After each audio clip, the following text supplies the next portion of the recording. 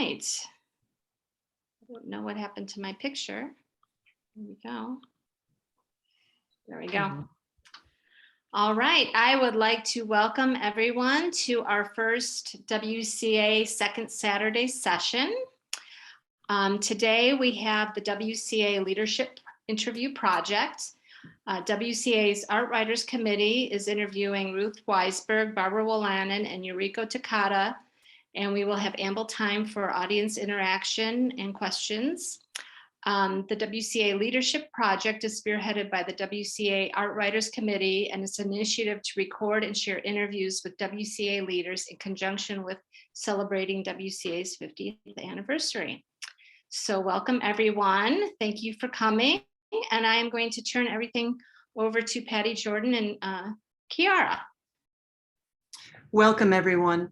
I'm Patti Jordan, and Chiara Atoyebi and I will be co-chairing this panel.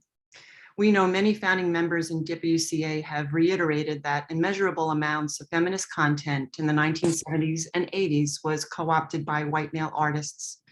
Women artists and change makers are still faced with the challenge of confronting the resulting revisionist and selective histories. Years since WCA was founded, and as our social climate has become somewhat more progressive, women are now more self-directed, more focused, and more visible than ever before. And women are coming to realize that they too are feminists and must support the cause to function as vehicles for change. Given our broad socio-political spectrum, women are reorganizing due to an intrinsic need to join networks such as the WCA, especially as its vision expands. Chiara?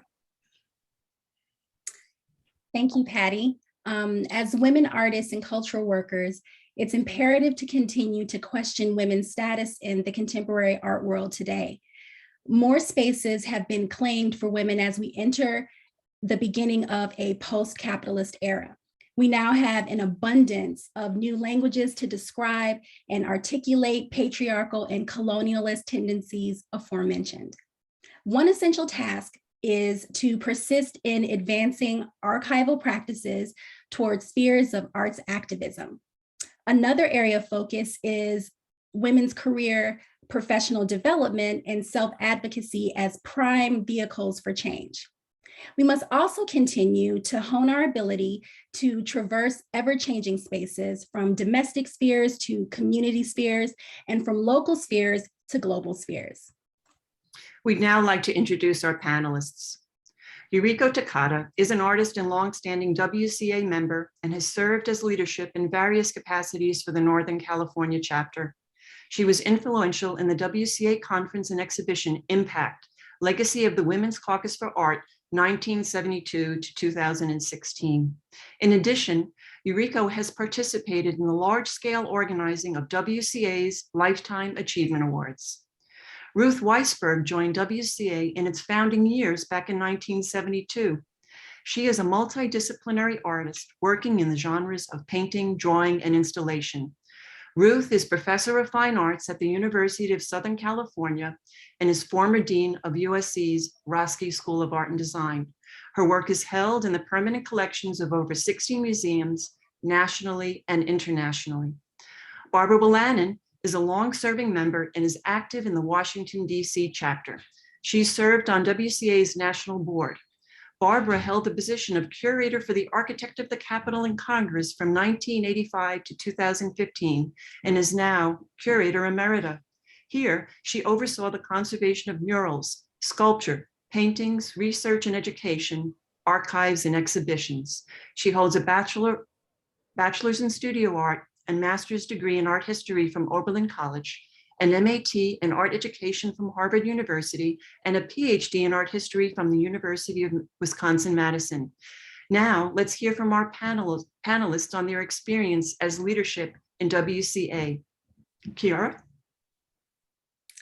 Okay, so it's been stated that before the 1970s, women artists were all but invisible. Does anyone care to elaborate? Oh, I can do that. When I was in college, I used the Jansen's textbook, and there was not one single woman in it. When I started teaching art history, same thing. None of the textbooks, even the ones written by women, had one single woman artist in it. And when I started teaching at a women's college is when it was the time that I joined WCA, because I realized my students needed to know about women artists, and I gave them all kinds of extra exercises and things like that to read and have do their papers on women.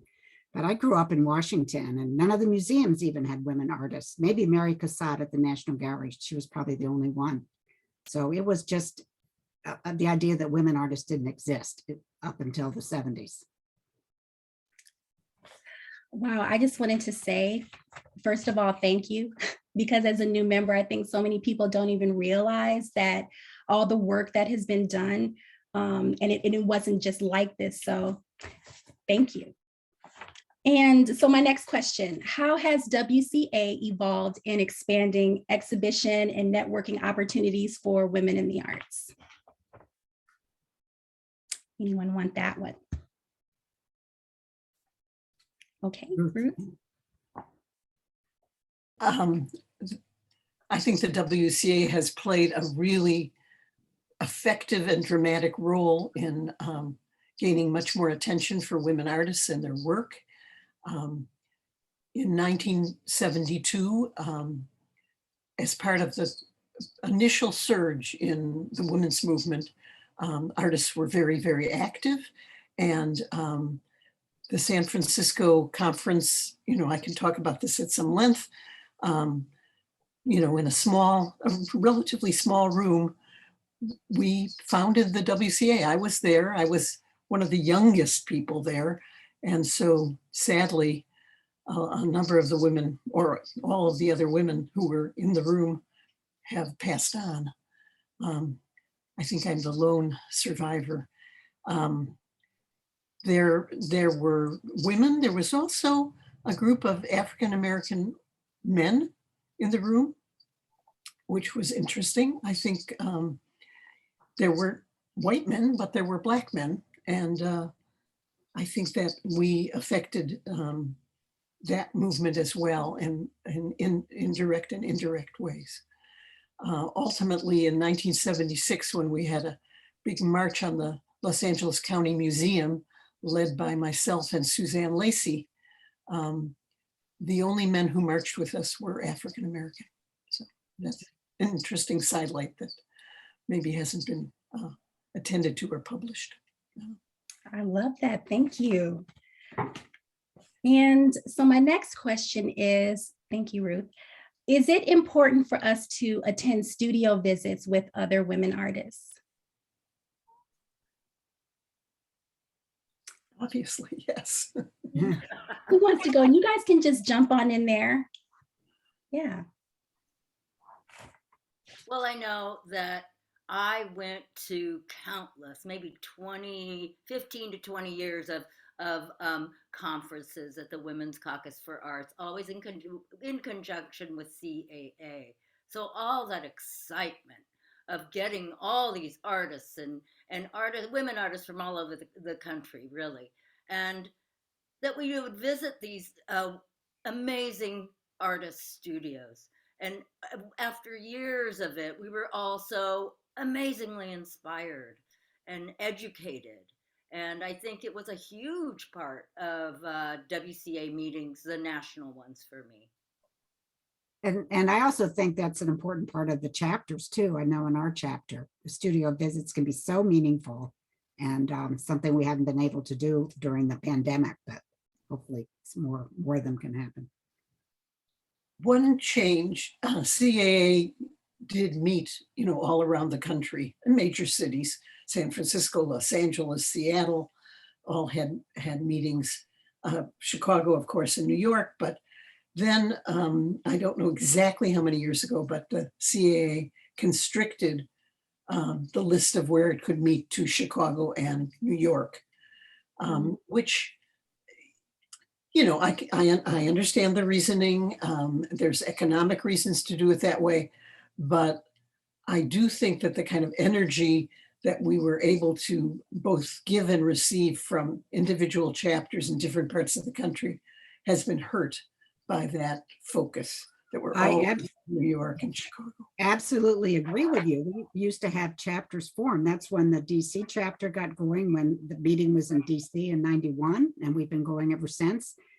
We met in Houston, we met in Canada, we met in Dallas. I mean, that was the fun part of going to CA, seeing new museums, and it really helped the WCA too, because different people in different parts of the country got to really take leadership and create the conferences. So I'm very sad about that too.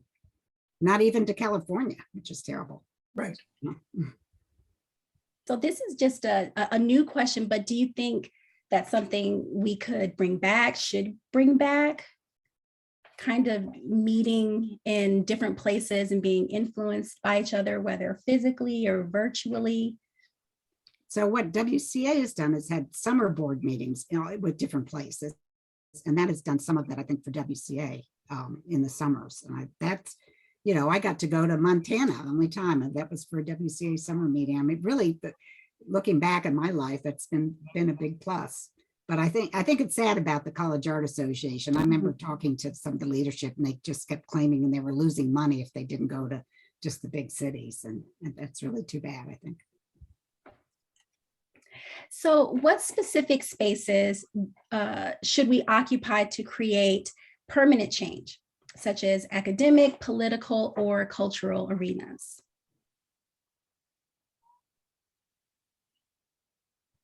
Well, two very obvious arenas are the universities and colleges. The school situations are very, very important because they affect the formation of students coming up and coming into the profession. You can take things for granted, and then a whole generation of students will be oblivious, and not understand how important it is to fight for equal attention and promotion and exposure. So I think that's one realm. The other realm is the more commercial and public realm, also of museums. Who gets represented in museums and galleries is very, very important, and tends to shape history. If you have a big retrospective at the Met, you're going to be pretty much guaranteed a place in history. If you That's one place where I've seen change. I mean, I saw the big Alice Neal show at the Met. I mean, she's one of our first Lifetime Achievement awardees, but for years there were no solo exhibitions at museums for women. And talking about art departments, when WCA was formed, there were almost no women that had tenure, no women professors, even though at least half or more of the students were women. And today, I think the problem is all the adjunct positions, which was make it so difficult for people to teach and live. Very good point. And this is for anyone, what is the significance of WCA's Lifetime Achievement Awards for women's leadership? Well, we have one on our panel. Ruth is one of them. And I worked on the big show in 2016 about that, and learned about every single one of the 200 people. And it is so inspiring. And I recommend to anybody, if you have a chance to go to one of these ceremonies, you'll never forget it. And I just always almost get moved to tears at the achievements, all the women. And I think that's a really big thing that WCA has done. And when I was doing the research for the catalog, and I looked up the different artists online, they all mentioned, it was all there in their Wikipedia article, whatever, the Women's Caucus Lifetime Achievement Award. It was something that meant a lot to them, they were proud of, and it's there in history. Absolutely. Yes. Yuriko too, yeah. I just want to say that for me, it is maybe the biggest hook for me was to experience these amazing, it sounds silly, but they were like love fests where these, 5 or 6 women would get these awards. And because WCA was quite pioneering and early in recognizing some of these women that well deserved to be recognized, and many were not. It was just wonderful to see firsthand these women that were just beyond accomplishing and just exemplary in their field, whether it be scholarship, writing. We had some performance artists, we had two-dimensional visual artists, all sorts of disciplines that were shown, and different ethnicities as well, so that we got really a lovely board, a large board of beautiful people that we got to really see, know, and be inspired by. I would just like to follow up with a question, since you've all talked so much about how important it is for women artists to get representation in these arenas. I want to take off on a little bit what Yuriko was talking about with the publications. How imperative is it for WCA to form relationships and artists in WCA with publications, either inside publishers or outside publishers? How does this help us grow?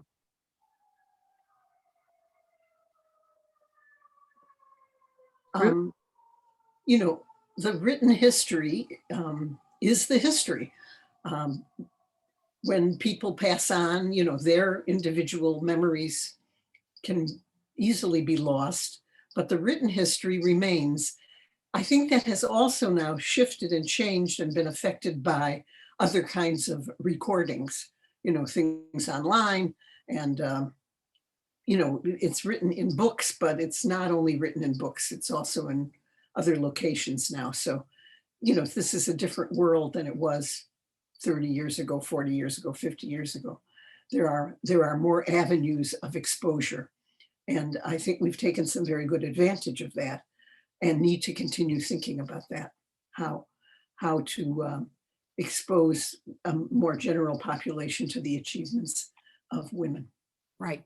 What I worry about in my job at the Capitol was 100 years from now, the websites aren't going to be retrievable probably. And, the digital things, everybody are important, but we need the publications too, I think, and things in libraries. And one of the big ones about the Women's Caucus was published by the Boston chapter leaders, the book called Blaze, that Eleanor Dickinson had written the history of WCA, which is something I've relied on when I've done some more summary things for the catalogs.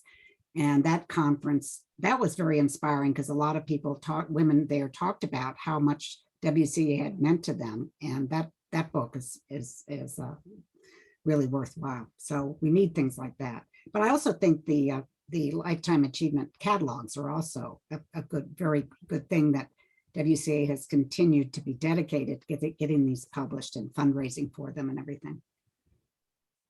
I was lucky enough to meet during the Lifetime Achievement Awards at some point June Wayne, who introduced me to her friend, Cynthia Navarrete. And Cynthia Navarrete was, the sole publisher of Mid-March Press. She owned it, she did it, she made, she got all these authors, and many of them were, because of her experience with the early abstract expressionist movement, who her husband was a part of with, the big boys. Jackson Pollock? Yeah, to name a few, exactly.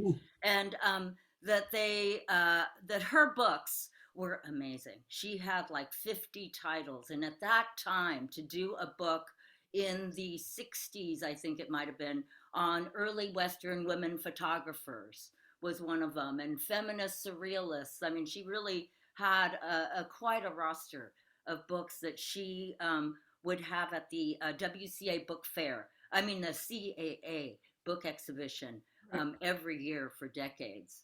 And that was really interesting for me because I helped her for a while. And these young professors would come in and want to hear about, certain stories and books. And they were all in these small publications that since she was the sole publisher, there was no other editorial. The artist often got, to say exactly what they wanted to. Another publication is the Woman's Art Journal that both Elsa Fine and then Joan Martyr, who took over as editors, gotten our Lifetime Achievement Awards, because those have been for art historians and writers and people in the community, as well as visual artists. On those related, yeah, did anybody want to expound on that? I know that at some point Cynthia Navarrete asked me if I wanted a full library of the women's art news journals. She had them somewhere in her house, and it was full of artwork and full of everything. And now I'm sorry I said no. Why did you say no? It should have been archived in the library. She would have given me 2 big boxes full of old publications. I don't know why I said no. I wasn't thinking. Where are they now? She passed on, what, about 2 or 3 years ago, maybe 2 years ago, and I really have no idea. Those things, those newsletters are crucial. I've done work on women's organizations, and if you don't have the newsletters, there's no other way to find out what happened. We should try to find out where they are, who she ultimately gave them to. Right, and since we're Women's Caucus, we need to, I know we have a central archives, but the chapters also need to be archiving their newsletters and things and making sure they're someplace safe. These are all good points. And related to that, what does WCA as an organization need to focus on, as well as this point with publication? What does WCA as an organization need to focus on to carry on its feminist legacy, or other ways we can do that? Well, I think one obvious answer is both to have a better record of what has happened, and then a very intelligent mechanism for recording things as they happen. This is so valuable. We can see that now. As people pass away, as papers get dispersed, if we have a kind of central archive or are able to establish one, it's going to just be so valuable in the future. I know that Judith Brodsky has done some very important work of creating archives, and I wish she was with us today. That would be helpful. But I think I'm very pleased about this active publications committee. I used to try to be on the publications committee for years on the national board, and we always had lots of ideas, but you're making things happen, which is great. So thank you.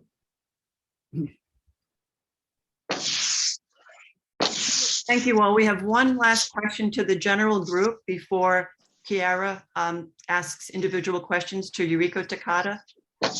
Can you tell us all why you've stayed in WCA all these years?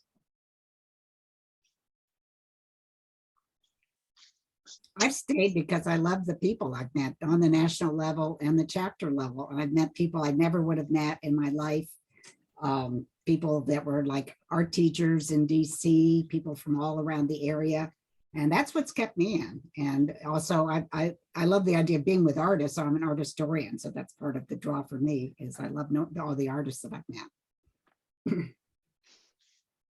And I believe in the mission very strongly. Thank you. Ruth or Yuriko, you'd like to elaborate your points?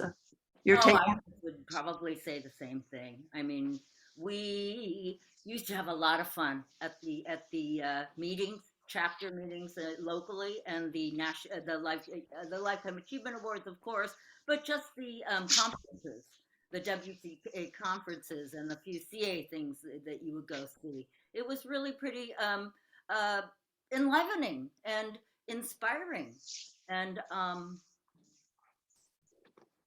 I think that's it. And besides that, like, I've met people like Barbara. Barbara and I come from very different worlds. I live in San Francisco. Barbara lives in Washington, and I love her. Never had. So it's funny, we've just come to know each other just by seeing each other every once or twice a year. But somehow the connections are so genuine and heartfelt, and that we really go through these amazing little adventures together, going to studios, meeting these Lifetime Achievement Award winners, having little, tussles on the bus and whatnot. It's just, it really creates this whole world of memories that we have made together. with a good mission. I think that's a good segue, since you brought up memories, right, Patti, to talk about Yuriko, you're a member of the Northern California chapter. Can you tell us some of your fondest memories of the chapter? Well, I'm not as involved with the local as I should now. I used to be much more. I guess a lot of it is because a lot of my mentors who used to be my very best friends, and we were just so close, they've all passed away basically. So I I'm not as involved as I used to be, but goodness, we've had some great memories together for sure. One of the things I was thinking about is going to a member's um, ranch. I think her name was Irma Velasquez. Forgive me if I get that wrong. But Irma had the most amazing ranch. And we all went out with the idea to make land art. And we were, and it never occurred to me to make land art. So and it was really great to see what everybody did with leaves and twigs, and so things like that will really take you out of yourself, and that was a great thing. I think we also did a day retreat somewhere. One of the members was showing how to make what do you call it, cyanotypes, where you put things out in the sun with the paper, and somebody else was making little clay things, and it was really great. Everybody shared their talents, and it inspired a lot of interconnection and communication within the group. You know what? When you mention the land, I'm like, I just have to share this. I'm like very big. You're like sticks and twigs. These are like all over my house. I have little pieces of wood. So I'm like, yes, I wish I could be there to see it. I know it was probably amazing. Okay, so how did your role as social facilitator or nurturing WCA's fun factor come about? Well, I think that it might be obvious by now since we're talking that I'm not so much involved in the scholarly educational side of the WCA and the archival side. I would come just as an artist that really wanted to share and meet some of these wonderful people and get in on the mojo and go to the shows. And I'm an artist too, so of course I always entered the shows, even though not getting in was another part of really bonding with your other members, because others would also not get into the show. And that was also part of learning how to be a strong feminine artist, is to take the no's as well as the yeses. But I feel that I would try to get around the edges and have fun. And so going to artist studios, I remember I helped put together the New Orleans conference. And so we went to go visit Joan Mitchell's foundation, and we went to go visit an artist who was really kind of had an amazing eclectic art studio with her husband, who was equally as eclectic, strange, and wonderful. Their home was like an obstacle course of crazy artistic things. And then we went to another amazing artist, and I'm sorry, I'm not doing him justice by not remembering his name, but he's very famous, and he was a huge garage warehouse space where he would really involve the community and bring the community in. And he had a huge portrait of Coretta Scott King, and I mean, he was really a mover shaker of the community in a very different way than all the other artists that we had seen. So all together, and then I missed it, but there was some sort of a performance art piece that was out in the bayou somewhere, and but I mean, all those different things going on at once really makes for an amazing time. And so I would help as much as I could with the things that would kind of keep us happy and busy in the off moments. Oh, yes, Ruth. Just the role of the chapters in bridging the generations is so important. we could all get old together, or we can reach out to younger, former students and younger artists. And that is so important if our mission is going to flourish. And it needs to flourish.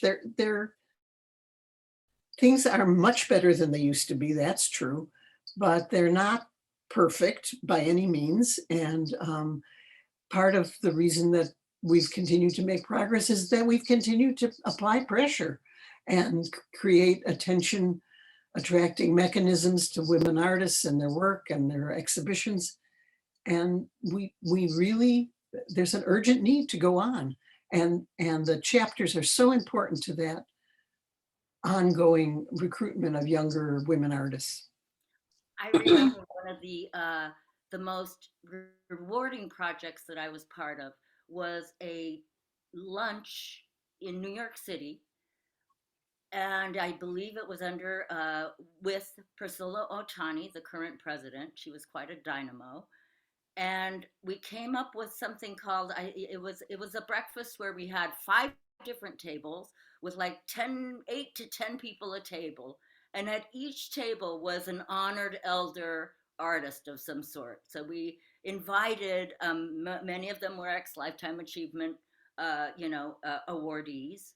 And we sat around the tables, and at some point we switched chairs so that, that the mentor got to sit and really take in all sorts of questions, and then we had set up a table with, their books or whatever they might have wanted to share as well. So I thought that was a wonderful mix. Oh, and it was a fundraiser. That was one of the few things I think I did that might have made some money. But we So Rico, I have to say, I think of you though, you would always help with the raffle that we had every year to raise money for the Lifetime Achievement Awardees, running around, talking to everybody, getting people to do that with tremendous enthusiasm. That's what I have this great memory of you doing that. Well, the funnest part of that, I must say, was going to the studios. Like I got to go to, oh my God, I'm losing my mind. Betty Saar's studio to pick out a piece to be raffled. So of course I was very invested in trying to get people to actually donate and make a, as much money as possible for the raffle. So sometimes we actually got a part of, asking for the ask of the raffle. Yeah. And then, just as long as I am one of the people speaking, I'm going to tell you a very silly, stupid story, which probably has nothing to do with anything, but well. We used to go to these WCA meetings. There were 4 of us in a room. I mean, now I don't think I am way too old and, it's set in my ways to share a bed with a friend. Okay. But here we were sharing beds, 2 of us, Eleanor Dickinson, one of them. Okay. 4 of us, like college dorm room in a Hilton hotel, right? We're all taking turns using the bathroom and whatnot. And I had the $1,000, I don't remember, $600 in small bills, right? And this big thing, what am I going to do with this? What am I going to do with it? Took me a while to get my turn to go to the bathroom. Eleanor had to, recolor the little, bright thing in her hair and whatnot. And by the time I got into the bathroom, I took the sleeping pill because I couldn't sleep with 4 people in the same room without taking a little sleeping pill. So somehow in the time between I took the sleeping pill and I went to bed, I stashed the money and I couldn't remember in the morning where it was, but I knew it was in the room. And it was so embarrassing to have to admit to everybody that the money was temporarily lost. So, where was it? Where did you find it? Put it in a mattress, right? It was in this little secret compartment of my suitcase. But honestly, did I remember putting it there? Anyway. I love that. I feel like I'm on this, all of you guys are taking us like on this adventure. It's just very fun. I love your stories. What do you think are the most exciting moments working on WCA's Lifetime Achievement Award event? You kind of touched on it a little bit, but do you have any, do you have any more exciting moments around the WCA's Lifetime Achievement Awards that you wanted to touch on? I can, my most exciting moment, because I admired her so very much, was actually meeting Isabel Bishop in person.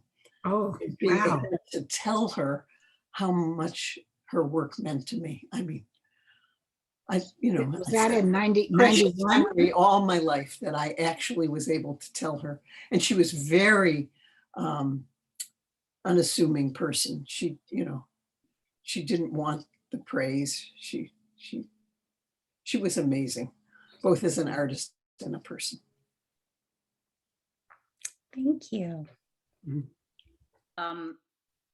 I have had quite a few different experiences at the Lifetime Achievement Awards. I remember once when one of our members made an offhand comment that was taken as a horrible insult, and I felt like I was a therapist for the rest of the night trying to keep the peace. But it was all good. In the end, I think it's funny, but sometimes you remember the little mishaps more than you remember how mostly everything goes great, and it's beautiful. I remember there was a time when Sue Coe, who was a great artist who is very much in the anti-meat, anti-cruelty to animals, we realized that we couldn't mix the two buffets of, meat skewers and stuff. So we did a whole second buffet downstairs that was vegetarian and vegan. And it was delicious. Actually, it was better than the dried chicken skewers upstairs. One thing that I admire WCA for is every year I've been involved with the Lifetime Achievement Award, sometimes with the fundraising and things. I mean, here we have basically just one part-time person in the office. We have the board scattered all over the country. People like Janice Nesser-Chu has done so much to keep these things going. But every year it's just like, I always thought it's like skin of our teeth. And then the award ceremony gets pulled off. It's beautiful. It's meaningful. The catalog gets printed, but there are people that really just about kill themselves to make this happen. And that's something I just want to acknowledge that. It's always amazed me. Well, as I said, I always played a fairly humble part in this large organization. And for the time that I would remember the Lifetime Achievement Awards, I was usually taking a cab to Trader Joe's to get 8 bunches of flowers and bringing them in early and doing our own arrangements. Saved money. Well, I think that the WCA really has hardly raised its membership fee for years, and the modest fee is a really good thing for artists. But again, I just think it's remarkable. There have been people that have dedicated a lot to keeping WCA going. So Karen Lunar is one of them who stuck out in the office, and she does the work of 3 or 4 people, I think, for us on part-time. She's been a wonderful continuing presence, a continuity between all these different presidents' times. Well, thank you, Yuriko, for sharing all these really wonderful moments that are true fun factors. And you definitely described that well for us all. And I am actually in awe and envious that you got to sleep in the same room and in the same bed with Eleanor Dickinson. And on that note of moment, but I just got this blonde streak as a tribute to her. That's lovely. A visual memento. She would have offered to lend me her purple spray to do my hair, but I never did. I never had the nerve to do it the way she did. There's always another chance. There's always the future. On that note, speaking about moments, I'd like to segue to some individual questions for Ruth. The Isabel Bishop moment, I'm sure, was wonderful too. We also want you to expound on your moment. Oh, sorry for the timer. that you were present at the founding of WCA at CAA's 1972 conference in San Francisco. Can you describe this founding moment for us? Well, I did speak about it a little as I started in my introductory remarks. It was a relatively small, it wasn't a bedroom hotel room. It was some sort of subsidiary room. And it was not large, it was small. And there was maybe, 30 people in the room. And, I think I was probably the youngest person in the room at the time. And there were men and women, but the men were African-American, they were not white. And people were very moved and energized and passionate about the idea that we would start this organization. And it did feel like a historic moment even at the time, which is pretty amazing. I think the people in the room understood that it was really going to be an important moment. The beginning of the Women's Caucus. Yeah. Yes, that must have been groundbreaking. And decades later, about the women's 40th anniversary, you stated, quote, "It amazes me both that I was in the room at the momentous Women's Caucus for Art founding meeting in 1972, and that it is now 40 years ago. How is that possible? What amazes me even more is that while It's much 50 years ago. oh, 50, sorry. I mean, 50 now. now. I thought it was a 40th one. Sorry. It was. I was just, it's 10 years later that Yeah. we're talking right now. So the other things that you mentioned was what amazes me even more is that while much has changed, there is still this crucial shared belief in the possibilities for women in the arts. Can you elaborate on this important shared belief in the possibilities for women? Well, I think you all know it from the heart. We're here in this room talking from our individual experiences, our individual knowledge. We all experienced, I'm sure, some forms of prejudice and belief that we couldn't succeed. I mean, I have early memories of Professor Larkin telling another woman graduate student and I that we couldn't get MFAs. We could only get MAs because why bother to give women MFAs, because we would just waste, it would be such a waste, we would just get married and have kids and never be artists. And they weren't going to waste their money on us, their resources on us. I mean, I think some of that kind of belief system persisted and probably still persists, but people are ashamed to say those things out loud now, whereas they weren't ashamed to say them at all. And women students, who were always in the majority because women majoring in art was, considered an okay thing to do, whereas for men and boys it wasn't, which is, there's reverse prejudice there as well. But, each woman had to fight in a way their own battle to, go on, get into graduate school, do an MFA, maybe rather than an MA. And then the years when you were beginning to exhibit your work, all the kinds of discrimination that was involved. Things are much, much better. I know I have female graduate students. Not that all attitudes have disappeared, but things are incredibly better than they were. And I think we should take a lot of credit for that. The WCA really has, over the years, been an extraordinary position of leadership in demonstrating the value of women in the arts and women artists and art historians and curators. And we have much to be proud of and much to continue, much work to continue. I think it's really a really good point, Ruth, that you've made such a great impact with what you've done with the WCA for women artists in this country, and that's commendable and something to definitely take note of, to see that as one of our achievements. Another achievement that you were involved with was a direction in the late 1970s and early 80s, and that was the practice of organizing national and regional shows by women artists, which became a new benchmark. How did you achieve this, Ruth, this new benchmark?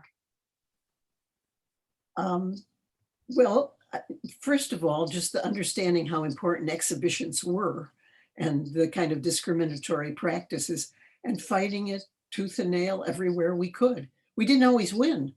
We didn't always get the shows that we wanted. I mentioned that march on the county museum because there was a major show of contemporary artists, which was already exceptional in 1976. And out of the, I think 50 artists, 50, 60 artists, 2 were women, 2. So, you know, there was a lot to do.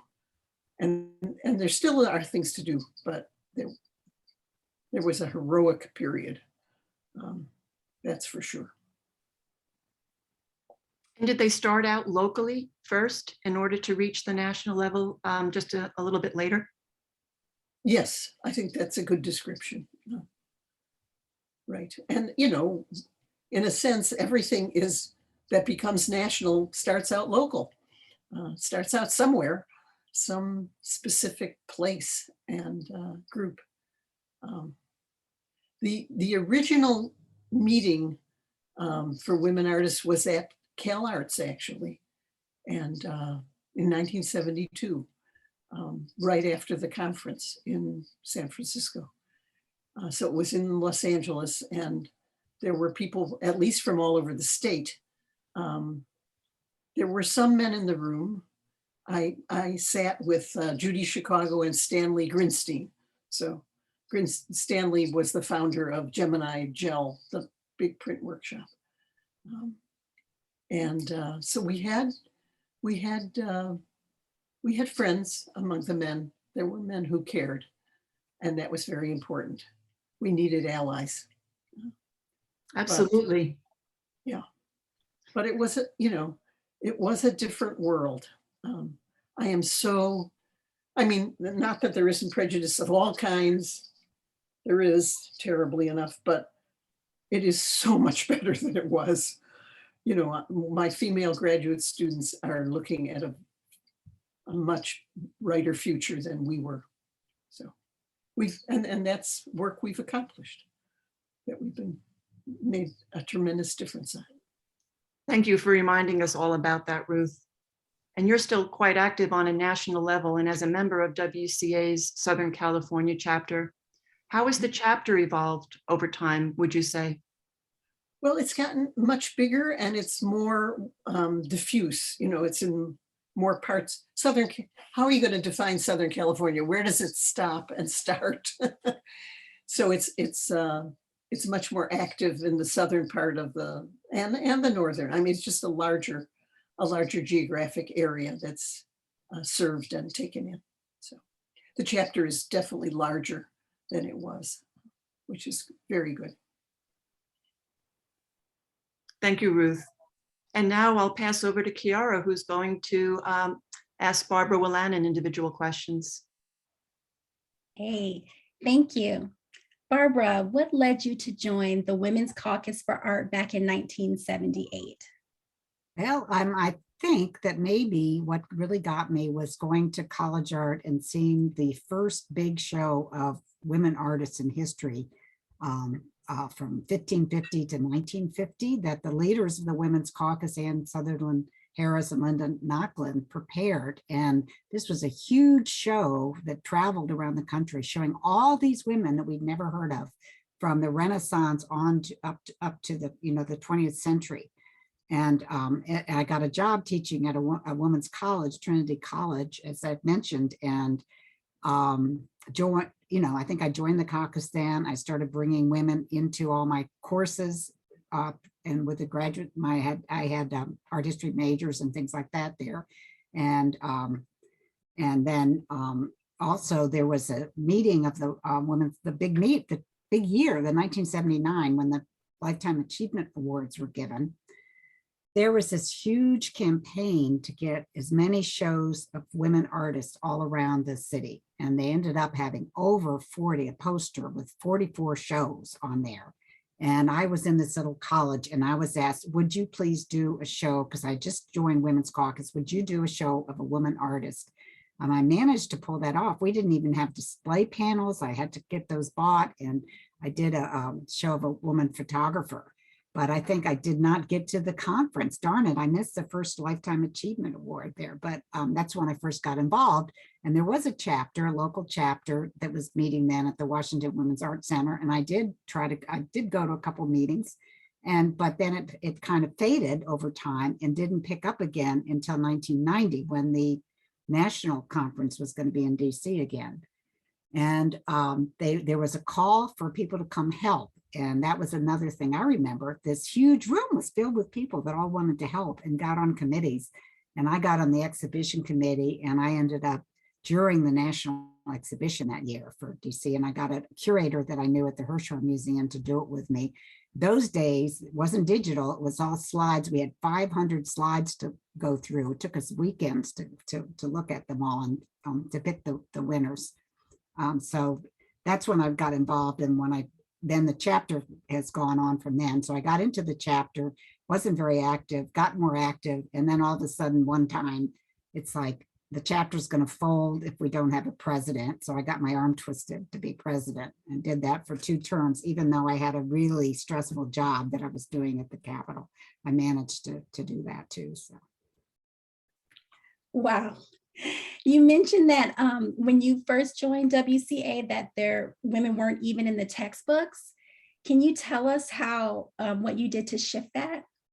Well, just in my teaching, I made the students read. There were books like I just looking on my shelf, just some books just being written like this one. This Eleanor Monroe wrote one on women artists. Let me see if you can see it. But anyway, 1979, I made them read out of that. I ordered them for the college library, and more books were being published. And Mary Garrett, who is also in Washington, one time she says, they need art historians on the national board. You should get on the national board. Finally, I ended up doing that. But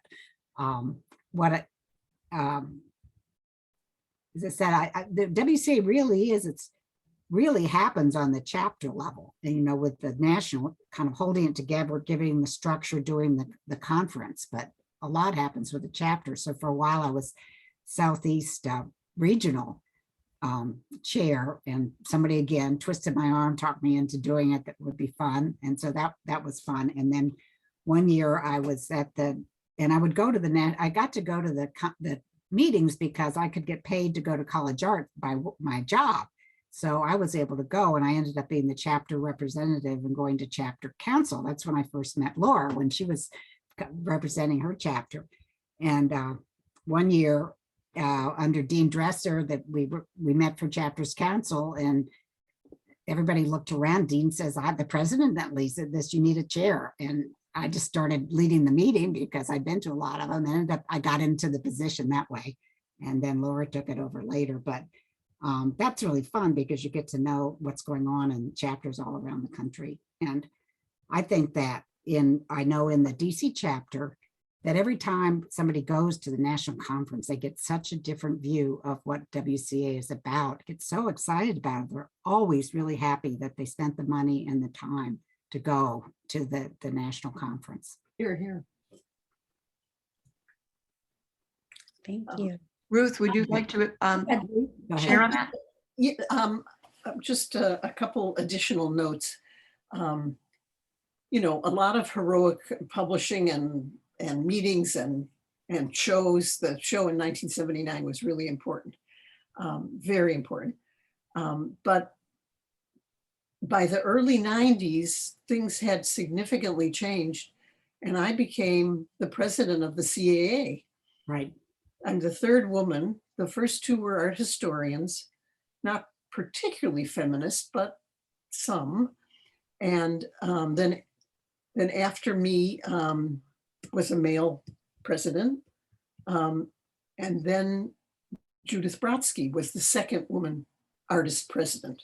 So the CAA also was really changing significantly. And that made a big difference, because then the WCA and the CAA could work on things together. The various things that the WCA wanted to do were welcomed rather than resisted.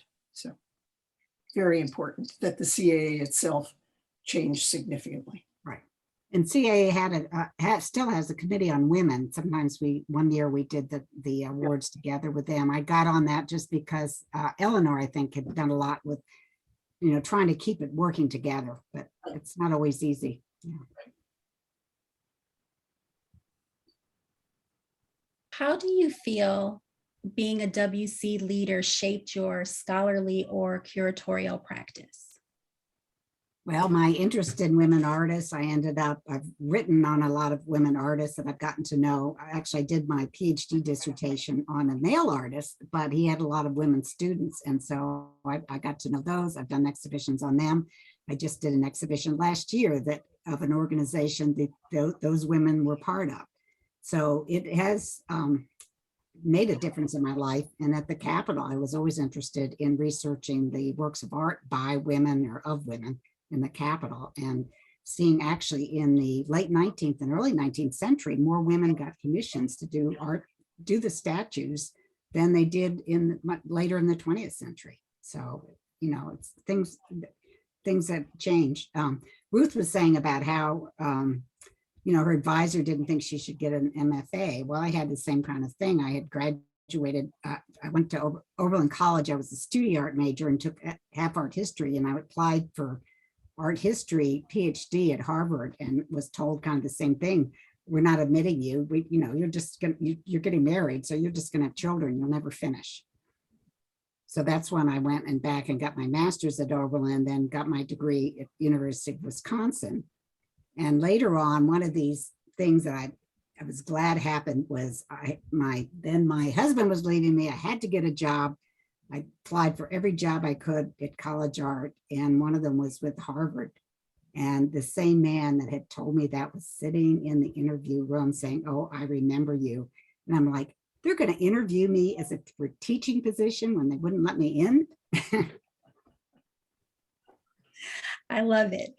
Are you still helping women organize exhibitions or events? Well, what I've been doing in the chapter more is programs, and for many years, and a new woman has just taken over this year. I'm supporting her, but doing programs and getting more younger women involved with it. So I'm really glad for that. But I like doing programs because I would do things I would enjoy, like trying to get people to see exhibitions, important exhibitions. And I started something way back in the 90s called an art chat, which meant we would meet in an exhibition and see it together, talk about it, and then maybe have lunch or something and talk about it some more.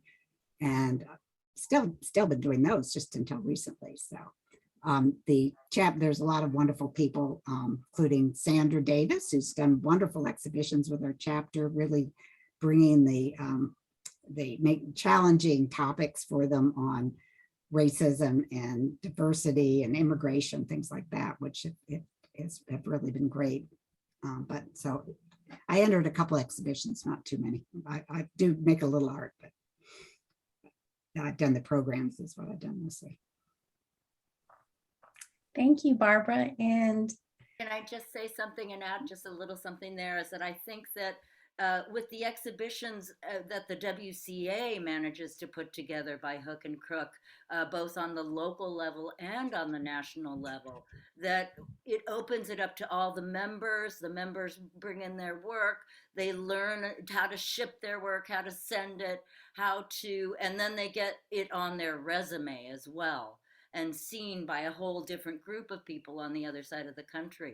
So I think all of that is good to keep all that going as well. I wanted to add one more thing, which is that a long time WCA thing that I think all the chapters do is art shares, where people meet and share their work and get feedback. That's been such a big, I think just big part of that networking and support for artists. And we were able to do it, I think, pretty successfully during the pandemic, on Zoom, sharing images. But I think people get very encouraged by getting positive responses to their work and having people see and understand what they're doing. I think it's helped a lot of people really move ahead. And I know in our chapter in their art. Thank you. This is just a little memory history thing that I'm going to share, is that Eleanor Dickinson was my mentor. And, because she was a guerrilla girl, I'm not sure I'm supposed to say that, but now that she's gone, I feel like it's all we can recognize the fact that she was a fierce guerrilla, and that we would go together to the museum shows, and you take this side, I'll take that side, and you write down Barbara, woman, 1, right? Tad, man, 2, you'd go through it. Is Visha a man or a woman? And so we would go through and actually get our own statistics for the shows in San Francisco, any show. She really never turned it off. So Eleanor did very important work gathering statistics for years and years and years. And nobody's picked up really after her, but until like 10 years ago, I would go to a new museum and I would look and see, and really 1 out of 20 things hanging in a room or an area were by a woman. Now it's changed all of a sudden, just the last few years, but for all these decades, it really hasn't. But that gathering the statistics is important because that gave, facts, to base the different ideas that we need more women in the museums and collections. Eleanor, Almost like they were the first feminists doing data visualization and wearing masks and concealing their identity. It's really something. And her whole feeling was that you never really had to scream and yell about more women, not enough women. How come the men? All you had to do was show the little statistic that said out of 200, participants, 1 is a woman. It was just the pure statistic part of it was the argument. Men couldn't deny that.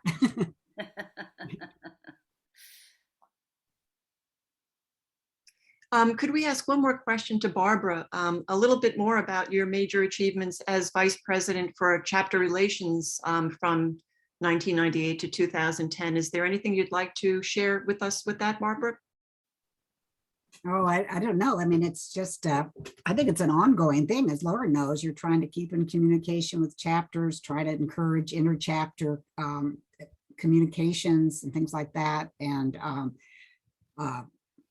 running that meeting and at the conference and trying to encourage people who are starting new chapters and support them.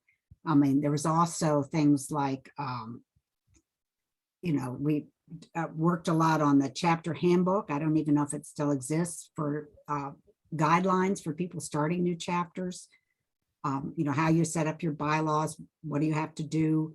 I mean, that's still, I think, an important thing for, there are new chapters forming now, and they must be online now, but we used to have notebooks and things like that we pass out.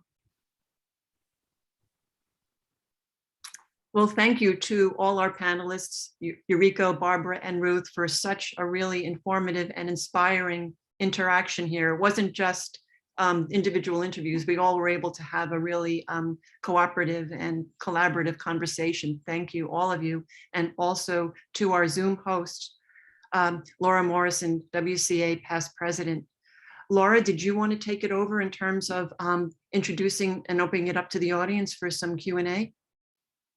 Yes, I would. People can put their chat in or raise their hand.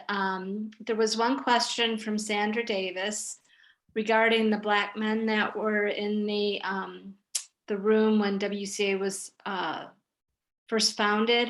She said, do you know if there are any of African-American men, or if the African-American men are still living, or are you in contact with their families? Or do you know who they were? No?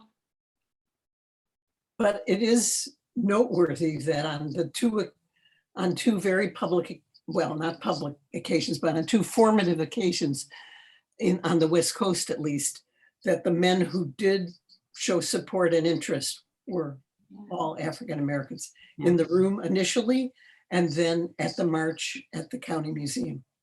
So. I mean, I've always believed that if men want to join WCA, they can, if they want to support women artists, right? Our chapter had the husbands or people helping, we always call them the men's auxiliary, you know, helping get the ladders and put things up. But that show that I juried in 91, there was one man who applied for it, who was a member, and we ended up putting him in, you know, so. We had a show up here in New Hampshire called Force of Nature, and we allowed men to enter because we wanted feminists, men to support the cause. And we had, I think, 4 or 5.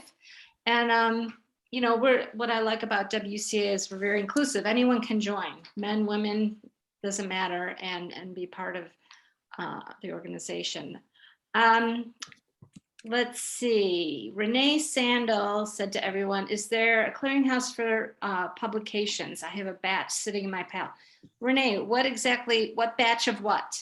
Well, I have a batch of early publications from Chrysalis, Heresies, Women's Art Journal, and I had an article published in the first issue on Marie Lauren Sand. So, but I really need to move them. So I know there should be someone who's dying to get their hands on the materials, but I haven't found them yet. So Have you tried the Women's Museum in Washington? Yeah, library. If they don't have it, yeah. I think they haven't. They're not accepting, but I will double check. I just thought maybe. Well, you also might check with Judith Brodsky. Okay. Rutgers, yeah, they have a big archives. Yeah. Thank you. Yeah. And specifically on feminism. So yeah, feminist art. I did my dissertation in 1978 on that topic, and I actually used my primary data was from the early syllabi for all the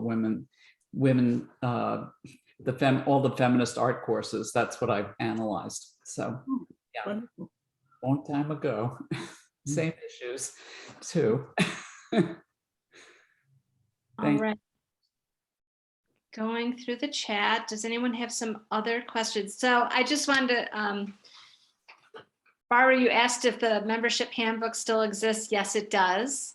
I updated it, I think 3 or 4 years ago. But now that we have a new membership portal, we're going to have to update it again. So that's one of my projects coming up in the next probably the next few months. Margaret Parker, is there a WCA archive at Rutgers? Yes, there is. Rutgers has been closed during the pandemic. So they're just starting, the library there is just starting to open up. We have lost our office at Rutgers, and we are going to have to clear it out in June, I think. It's coming up. And so we are temporarily going to be getting a storage locker near Karen Lunar, so she can move what she has in her garage into the storage locker and everything from Rutgers. But this, I mean, I have been thinking about this for a while. I really feel that we need to have, I don't know, you would call it an art historian committee, an art history committee for WCA to start really sifting through what we have and trying to actively get these into our archives. Judy Brodsky's also talked about going through our archives and kind of organizing them and seeing what's there would be a great dissertation project for someone. That has never happened. I mean, there's a lot in there. And it would be nice to have more organized. So, and I don't know, to be honest, if Rutgers will accept everything we want to put in there or not. So now that they're opening up again, I think it's something, especially with this Art Writers Committee and the history project we've been working on, it's really something to start thinking about and looking for, and maybe building a brand new committee for that. So So, but way back, the WCA had an office at the Moore College in Philadelphia, and then with a again a stable person and Yeah. office and everything. And then when the board at one point made a decision to move to New York, that disappeared. It's really upsetting that the office isn't there, but to find some place. Yeah, would things you- are changing a lot at Rutgers, from what I understand. Do you know if there's archives at Moore College, do you believe? Well, I would have assumed they would have moved, right? I would assume so, So but I, I don't know that for as far as sure. I know, but again, something to check. But wow. Okay, I have a question. So you talked a little bit, Yuriko, about Eleanor being your mentor.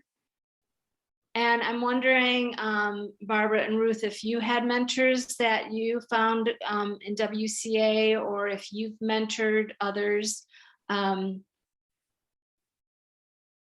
Well, the person who was the greatest influence on me and the most profound discussions and, I mean, this was such a blessing, was my friendship with June Wayne. June Wayne, me too. June Wayne. She was superwoman activist. She was incredible indeed. Yeah, absolutely. I couldn't say enough wonderful things about June. So, and for Southern California, absolutely transformational, but an influence all over the country as well. Mhm. The founder of Tamarind Press and all of that, but a lot more activity in terms of feminism. Was she in the Northern California chapter or No, she was in Southern California. Southern California? Okay. So my mentor in art history was Ellen Johnson, who was an art historian, I think, and I also knew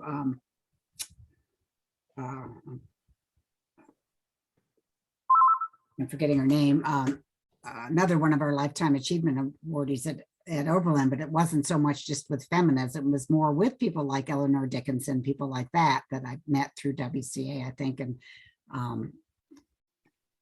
Mary Garrard, people like that, Norma Browdy, people that inspired me. Mhm. And many, many others. I wanted to say, because I saw Margaret Parker is on, and I wanted to email her and I didn't. I saw Margaret and Brenda Obam, our previous WCA president, on the Woman House program. That was part of the CAA conference. They were their Chicago show that picked up revised that. I just really loved that panel. Great. Anyone else have any other questions?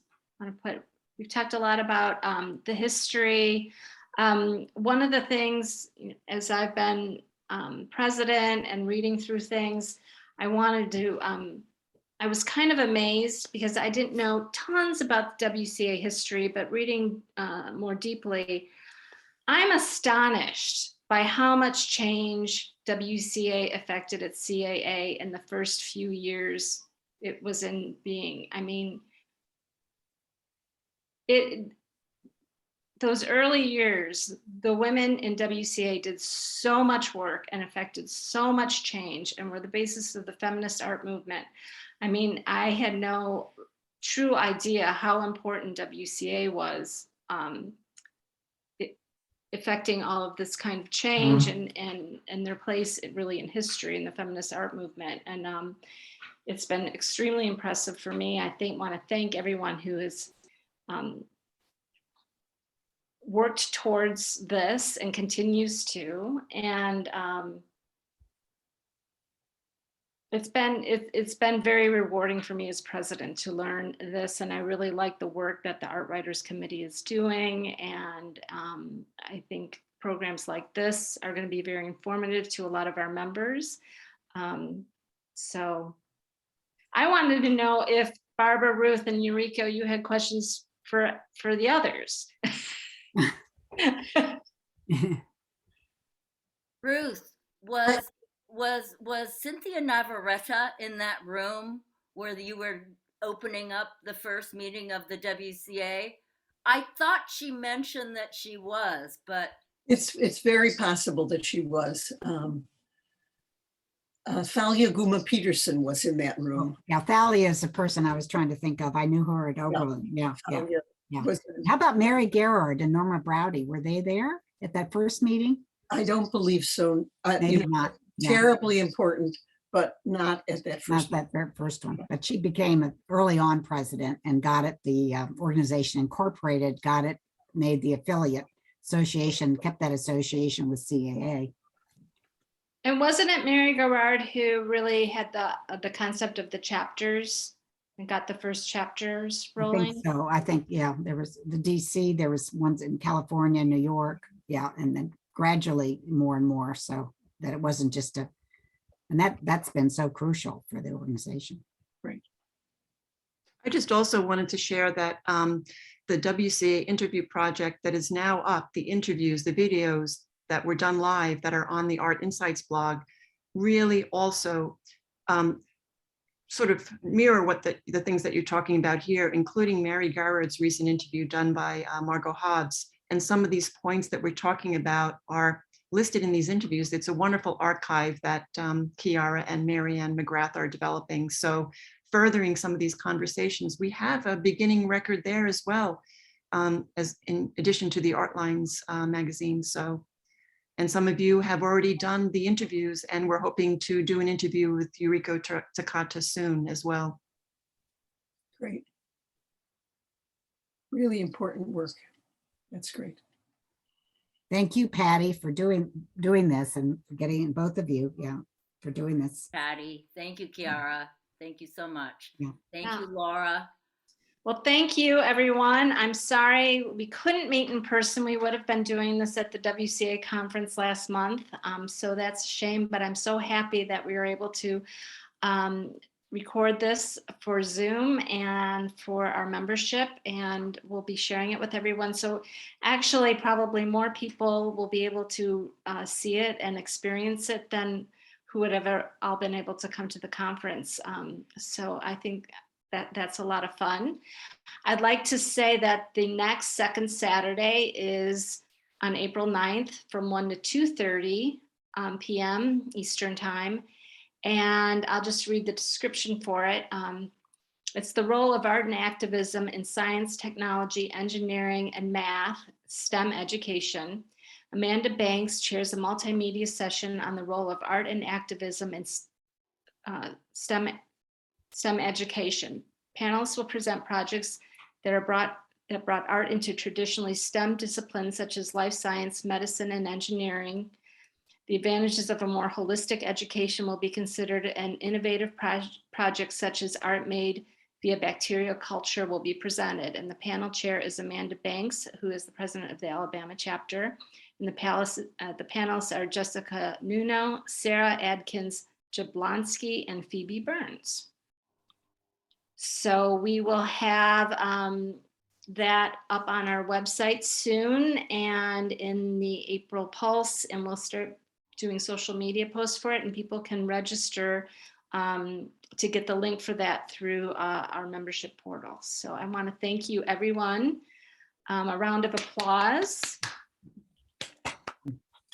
Yeah, and appreciate you taking the time today. And thank you, Patti and Chiara, for organizing this for us. Thank you from all the Art Writers Committee members too. Yeah. Yes, yes, absolutely. It has been a pleasure. Thank you. Very Wonderful that we interesting can meet, discussion. really. Thank you, everyone. Great to see everyone again, and nice to meet you, Chiara and Patti. I haven't seen you in person. So, all right, take care, everybody. Have a good rest of your day. Bye. Bye-bye, everyone. Bye.